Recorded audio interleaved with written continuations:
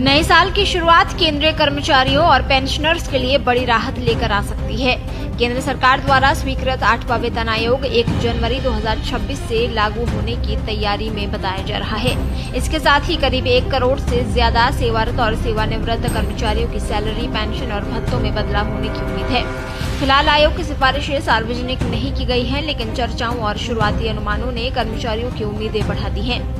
31 दिसंबर 2025 को 7वें वेतन आयोग का कार्यकाल समाप्त हो रहा है और 1 जनवरी 2026 से 8वें वेतन आयोग के लागू होने की प्रबल संभावना है।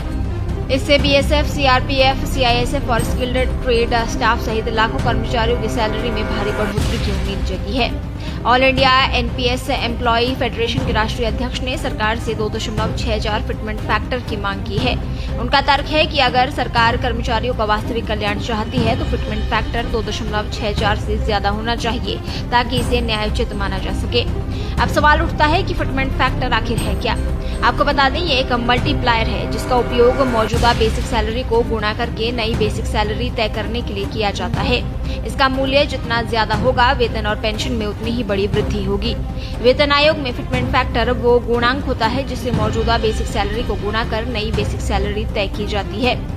महंगाई के साथ कई अन्य पैमानों के आधार पर इसकी गणना की जाती है। वहीं एक रिपोर्ट के अनुसार 8वें वेतन आयोग को लेकर शुरुआती अनुमानों में फिटमेंट फैक्टर 1.83 से 2.57 के बीच रहने की संभावना है। अगर 8वें वेतन आयोग में फिटमेंट फैक्टर 2.57 लागू किया जाता है तो केंद्रीय कर्मचारियों का न्यूनतम बेसिक वेतन मौजूदा 7वें वेतन आयोग के बेसिक पे से सीधे 2.57 गुना हो जाएगा। अगर सरकार 2.64 फिटमेंट फैक्टर की मांग मान लेती है तो विभिन्न स्तरों पर वेतन किस तरह बढ़ेगा, ये आपको बताते हैं। लेवल 1 के लिए वर्तमान बेसिक पे 18,000 है, जो बढ़कर 47,520 होने का अनुमान है। लेवल 2 के लिए वर्तमान बेसिक पे 19,900 है, जो बढ़कर 52,536 हो सकता है। लेवल 3 के लिए वर्तमान बेसिक पे 21,700 है, जो बढ़कर 57,288 हो सकता है। लेवल 4 के लिए वर्तमान बेसिक पे 25,500 रुपए है, जो बढ़कर 67,320 हो सकता है। लेवल 5 के लिए वर्तमान बेसिक पे 29,200 है, जो बढ़कर 77,088 रुपए होने का अनुमान है। लेवल 6 के लिए वर्तमान बेसिक पे 35,400 रुपए है, जो बढ़कर 93,456 हो सकता है। लेवल 7 के लिए वर्तमान बेसिक पे 44,900 है, जो बढ़कर 1,18,536 हो सकता है। लेवल 8 के लिए वर्तमान बेसिक पे 47,600 है, जो बढ़कर 1,25,664 हो सकता है। लेवल 9 के लिए वर्तमान बेसिक पे 53,100 है, तो बढ़कर ये 1,40,184 हो सकता है। लेवल 10 के लिए वर्तमान बेसिक पे 56,100 है, तो बढ़कर 1,48,104 हो सकता है।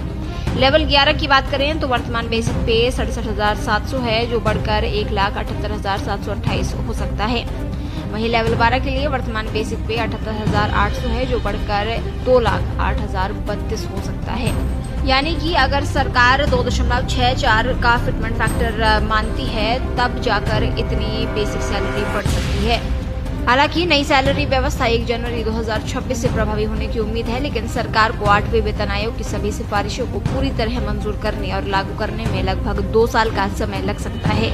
ऐसी स्थिति में देरी होने पर कर्मचारियों को पिछले समय का एरियर मिलने की भी पूरी उम्मीद है। यह अभी तय नहीं है कि नई सैलरी कब से मिलनी शुरू होगी। आयोग अपनी रिपोर्ट सरकार को सौंपेगा, फिर सरकार उसकी समीक्षा करेगी और मंजूरी देगी।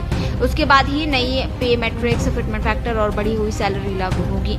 अनुमान है कि रिपोर्ट आने के बाद साल 2027 या साल 2028 में पूरी तरह लागू हो सकता है, लेकिन एरियर 2026 से ही गिना जाएगा।